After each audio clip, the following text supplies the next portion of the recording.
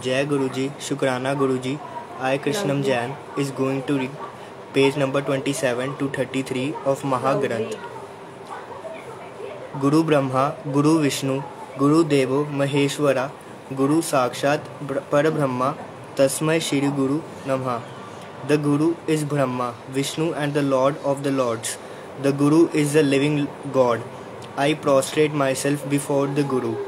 My faith in God's kindness and His love for mankind had always been shaky till I met Him in flesh and blood in the form of Guruji. Explaining Guruji's grace in words is a Herculean task, just as our prayers are answered by God. Similarly, Guruji's satsang bless the speaker and the listener and led to bliss. I have heard that God gives us rewards and punishments according to our karma, but I have seen Guruji burning our ill deeds in the heat of His divine fire to give us a better and more comfortable life than we would have had if we had not come to His holy feet. The first time I had Guruji's darshan, I was in class 11th. Though I had been born in Punjab, we lived in Noida, and my acquaintance with Punjabi was non-existent. Therefore, I could not understand anything, be it Shabads or Guruji's words. Even then, my answer to any query on my first experience invariably reflects how great I felt after that visit. This was followed by many fascinating experiences which helped ground my belief in Guruji. My master's voice speaks through me. On an annual day school function, I was tasked with delivering the opening speech. I had been doing such things regularly, but this time the chief guest was a senior official. My concluding lines had the gathering putting their hands together. I was deluged with the compliments as soon as I came off the stage. Every teacher and student, with surprise on their faces, told me that it seemed as if I had transformed while delivering the speech. An even bigger compliment came when the chief guest address was found to be revolving around my speech. In fact, he reiterated my concluding words as his own conclusion. Everyone found it surprising, but I knew it was Guruji who had done it all. In fact, the moment I began my speech, I could sense an energy in me that enabled me to deliver the speech with great punch. Moreover, Guruji was with me in school a number of times, for often I could smell his rosy fragrance, helping me through class 12th. When I moved to class 12th, academic pressure mounted. One day while giving Parshad, Guruji asked me about the subjects I had opted for. I told him I was a commerce student, and he started asking me questions about economics. He acquired me on credit control. Though I knew the answer, I went blank in front of Guruji and could not answer. Guruji concluded the conversation by advising me to be serious about studies. Though at that moment I was unable to fathom what had happened. During subsequent months, I realized what Guruji had done. Guruji's words of caution had me taking special care of economics. This ensured that I was fairly well prepared to face what happened later. For the second half of the session, we had to study that subject on our own since our economics teacher left the school. But Guruji's forewarning had helped me avoid last-minute blues, and I scored 97% in economics. As my board exams were approaching, my visits to Guruji became less frequent. It was on 13 January that I accompanied my parents and brother to Guruji's place to seek his blessing for my board exams. This visit was expected to be the last before the completion of the exams. Guruji distributed Prasad that day and was giving toffees when it was my turn. Though Guruji's instructions in journal are that the Prasad is to be finished at Guruji's place only, the toffees are an exception. So I had a part of the Prasad and kept a part for consumption at a later date. I went to bow to Guruji for taking his leave. When I was about to get up, he took out a photograph and gave it to me. I was delighted as Guruji's photos is a prized possession. What Guruji had done that night started unfolding on our way back. As I was holding the photograph, I realized it was excluding his fragrance. His fragrance came off the photograph throughout my board exams. I used to carry the photograph with me to the exams. After the last exam, the moment I returned home, the fragrance disappeared, as though Guruji had blessed the photograph especially to take care of exams. When we reached back home that night, I counted the number of toffees left. I found that I had 12 toffees, which made it a couple of toffees for each of the 6 papers. With toffees as prasad and Guruji's photograph and fragrance with me through all the papers, I ended up scoring very good marks and gaining admission in one of the top colleges of Delhi University. An ice cream and the best birthday ever. Guruji, along with a few devotees, decided to go to a hotel in Gurgaon and asked me to join in. Very shortly, we were at the Bristol Hotel, and I was the one hogging Guruji's special attention, as I was the youngest of the lot. Guruji walked briskly round the terrace of the hotel, settled down, and ordered cold drinks for the Sangat. We had a great time, since the cold drinks were accompanied by snacks and followed by ice cream.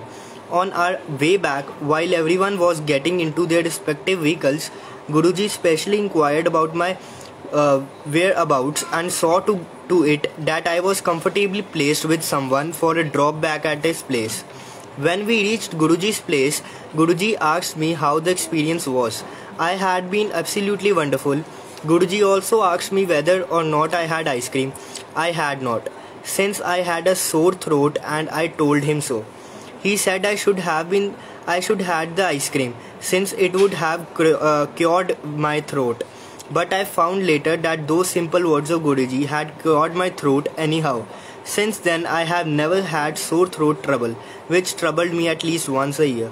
Guruji's admirable care and affection was again evident on a very special day. We were enjoying Shabads and waiting for Guruji to start distributing Prasad. On Guruji's instructions, Prasad was brought and kept right next to him. Guruji began distributing Prasad from the side where I was sitting. In fact, I was the first to have it on that day.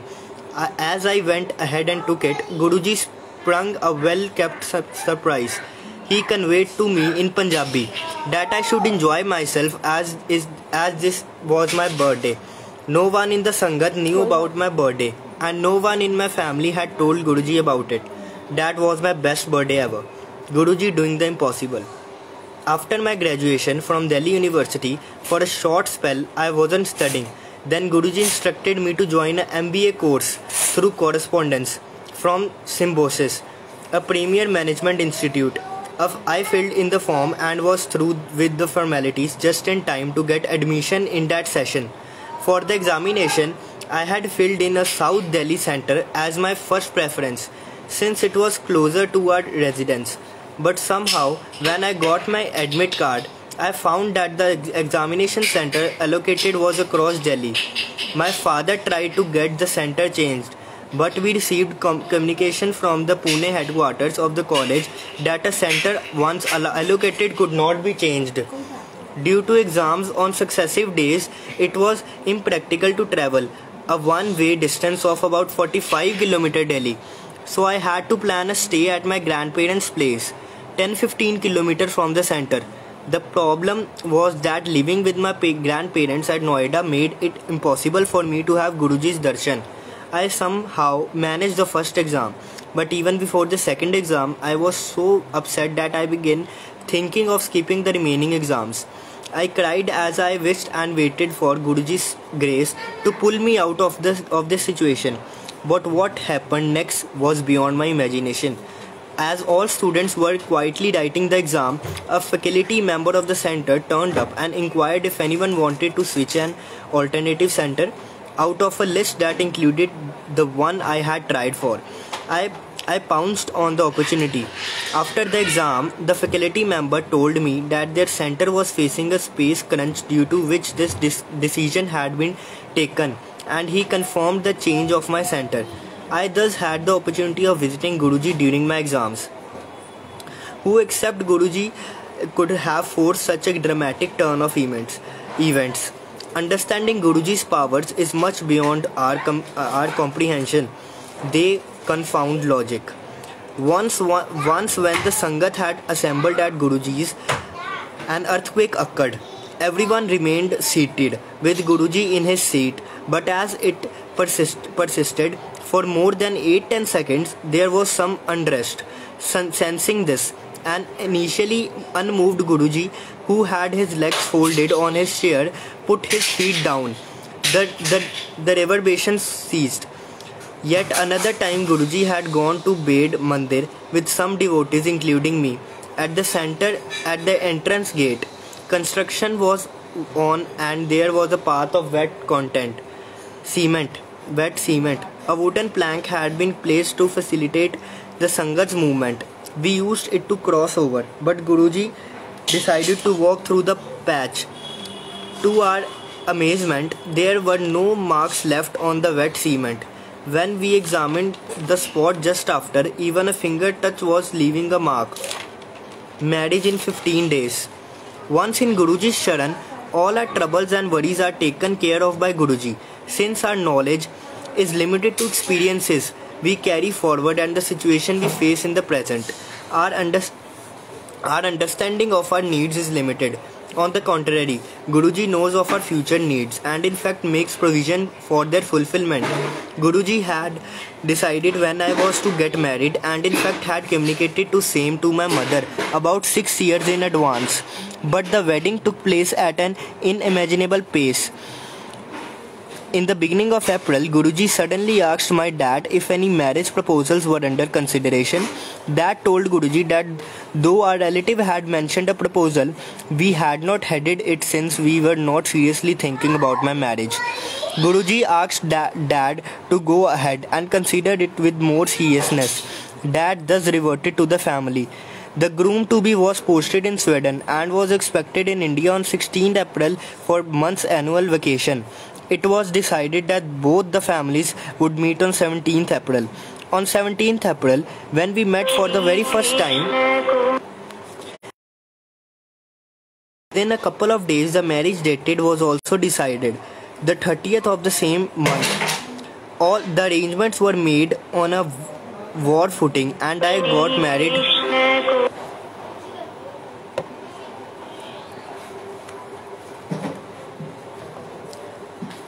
And I got married on 30th April. Though Guruji was physically not present at the marriage, Guruji's grace was evident in every bit of whatever happened that night. Everyone present there could not stop appreciating the decoration, ambience, food. Each and every aspect distantly reflected Guruji's grace. Meeting Guruji at Eiffel Tower. My husband was booked to return to Sweden by the middle of May, as he had to join office, but arranging for my passport and visa in 15 days was impossible. An application was made as soon as possible, but the Swedish embassy told us that all visa applications had to go to Sweden for approval, and only then could they grant a visa. So Sushil, my husband, had to leave alone as postponing his program was not possible. In Sweden, he also visited the embassy to get the case expedited. A month passed by. It was in the first week of June that we felt I might get the visa in a week. We got an air ticket booked for 16th night and the countdown started. I went to the wire. On June 16, our visa to the embassy looked like going in vain. They said the visa was not available. I was disappointed since it meant a delay of at least a week. I communicated this to Dad, but decided to give it another shot. Miraculously, the officer handed over the visa to us in the next of hours. Delighted, I called up Dad to break the news. He was surprisingly not surprised. Dad later told me Guruji had already told him about my visa section 15-20 minutes before my call.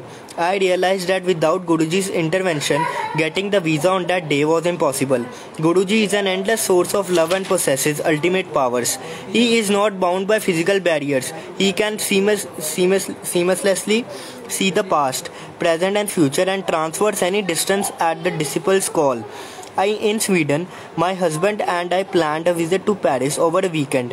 When we were at the Eiffel Tower, first floor, I was overjoyed as I felt Guruji's strong fragrance.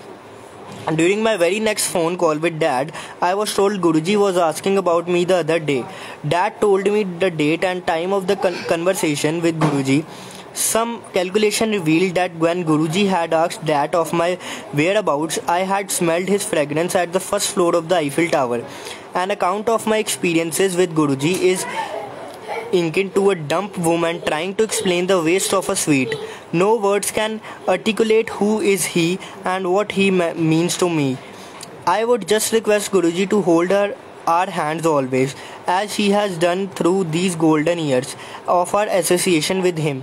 It is said that Paras, philosopher's stone, converts iron to gold on mere contact, but Guruji can convert a useless stone into a diamond. Only total faith and devotion are required. Jai Guruji, Shukrana Guruji.